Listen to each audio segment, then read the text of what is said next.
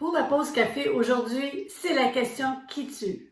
Comment on fait pour trouver un conseiller financier compétent? Restez à l'écoute.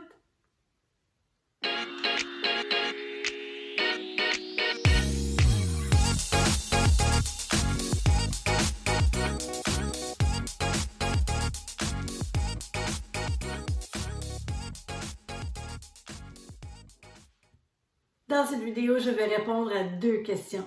Premièrement, comment on fait pour trouver un bon conseiller financier? Et deuxièmement, comment on fait pour choisir celui qui nous convient le mieux? Tout d'abord, vous n'avez pas besoin d'aller jusqu'au bout du monde pour trouver un bon conseiller financier. En fait, il y a 3 places où on peut en trouver un.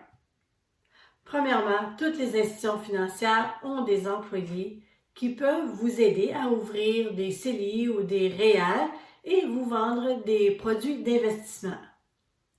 Deuxièmement, il y a les employés qui travaillent dans les compagnies d'assurance qui peuvent vous vendre des produits d'investissement comme des fonds mutuels et aussi des fonds distincts, en plus des produits d'assurance. Et finalement, il y a les conseillers indépendants qui sont autorisés à vendre des produits financiers.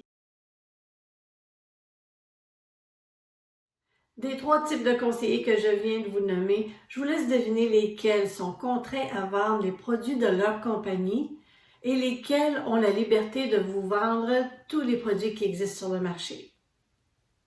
Une des meilleures places pour trouver un conseiller financier, c'est de demander des références aux personnes autour de vous qui vous ressemblent et semblent satisfaits des services qu'ils reçoivent. Vous pouvez leur demander ça fait combien d'années qu'ils travaillent avec ce conseiller, à quelle fréquence le conseiller les contacte, s'ils répondent bien aux questions et finalement, vous pouvez leur demander s'ils n'ont jamais été soit déçus ou agréablement surpris par ce conseiller.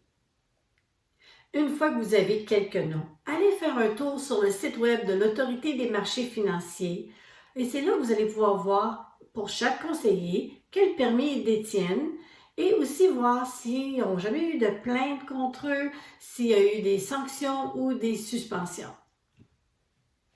Maintenant que vous avez quelques noms, comment on fait pour choisir? C'est ici l'importance d'aller faire un peu de magasinage. Prenez le temps de planifier un rendez-vous avec chacun de ces conseillers, chacun des candidats, si on veut.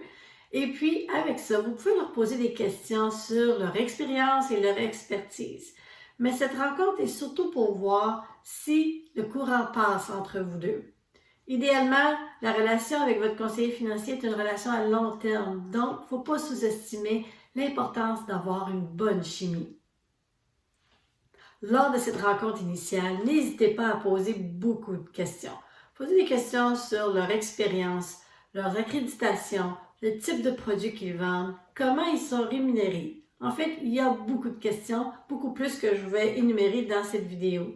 Alors, pour vous faciliter la tâche, vous allez trouver dans la fiche descriptive, juste en dessous de cette vidéo, un document en format PDF que vous pourrez télécharger et emporter avec vous lors de votre rencontre ou l'avoir avec vous si vous faites une rencontre en téléconférence pour pouvoir poser toutes ces questions.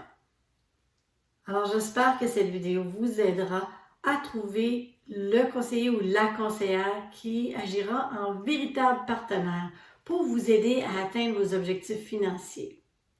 Si vous avez aimé cette vidéo, n'hésitez pas à cliquer sur aime ou like et aussi, pourquoi pas, partager pour que d'autres personnes puissent profiter de cette information. Merci d'avoir été avec moi aujourd'hui pour cette pause café et je vous dis à la prochaine!